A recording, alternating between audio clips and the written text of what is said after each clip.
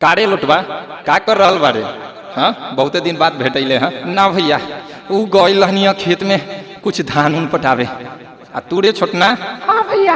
पंजाब से कमा के चल अइले? हाँ हो। अरे भैया के तो लागत भुला गेले तू सब। ना ऐसा बात नहीं के पंजाबों में तोरा याद करत रहनी है भैया। आ तू रे फुदरुआ? बाप रे बाप कितना दिन के बाद भेटैले हैं। ये कहाँ रहता रे? शादी उदी कैले हैं कि न कैले हैं अभी? ना भैया कहाँ अभी कैनी है। बाबू वहाँ फटफटिया मांगता तिलक में तो देवे न करता, यही ले अभी शादी ठीक नहीं के भइल, रिश्ता टूट गई। ओहो अच्छा चल सब कोई पान खाता नहीं दुकान पर। ए काका। हाँ बाबू बोलो ना क्या बात है रे? ए काका हाई इन्हें 2-3 गो पान मीठा लगा दो, आई एगो जर्दा वाला बना दा मलाई मार के। अच्छा ठीक बा बाबू। अच्छा हैला पान तैयार हो गई छोआ मार के। रितेश भैया अरे बाप रे बाप न जाने का हो गई। अरे का भई काहे खातिर ऐसे चिल्ला रहल बारे रे? ए भैया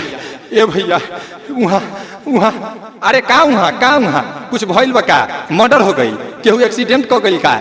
नहीं भैया वहाँ भौजी के का भौजी के कुछ बताइबे तब ना। का भौजी का कुछ भइल है? नहीं भैया वहाँ भौजी के शादी हो रहल बा।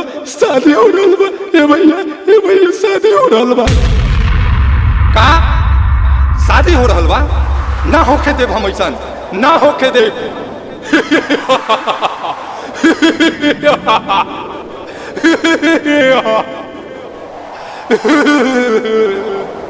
शादी हो रहल बा।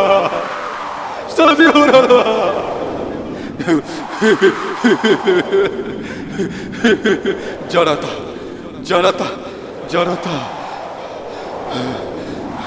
ओकरा याद में आज भी दिल जरता। ना होके देव हम ऐसन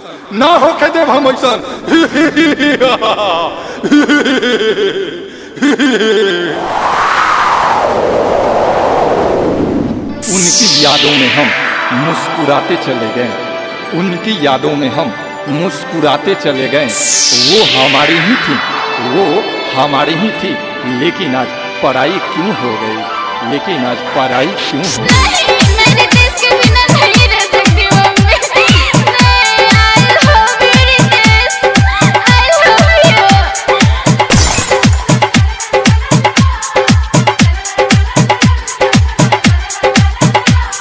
रिकॉर्डिंग बाई जय गंगा स्टूडियो सूरजगंज।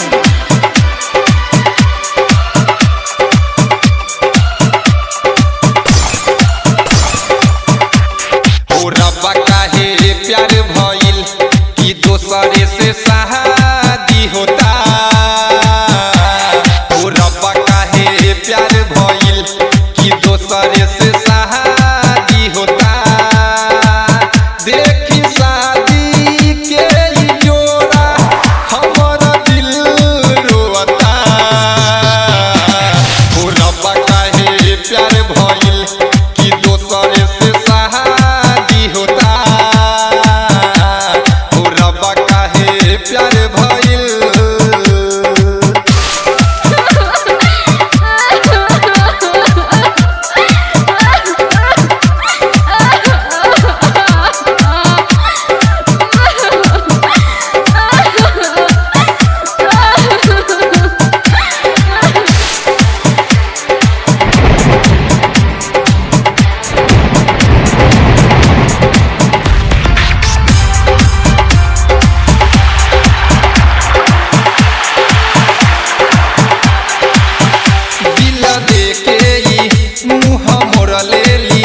कैसे दोसरा से रिश्ता जोड़ लेली।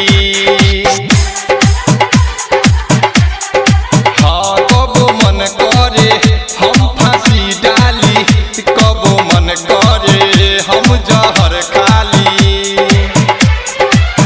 छोड़ के पिंजरा उड़तारी बन के दिल के तोता। ओ रब्बा काहे प्यार भइल कि दोसरे से शादी होता।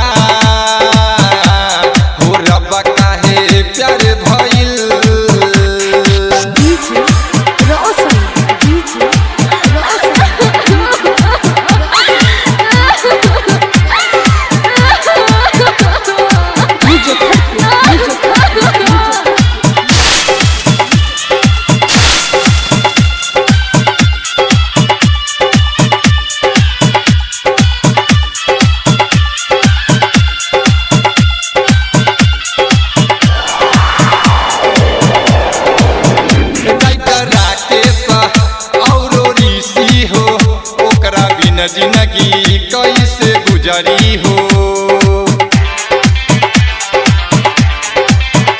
अभिषेक से होता शादी हो, गोलू सिंह रितेश के भइल बर्बादी हो। जिंदगी हो गई ले बेगाना, आँखी से गिरे लोरा। ओ रब्बा काहे प्यार भइल कि दोसरे से शादी होता। ओ रब्बा काहे प्यार भइल कि दोसरे से शादी होता।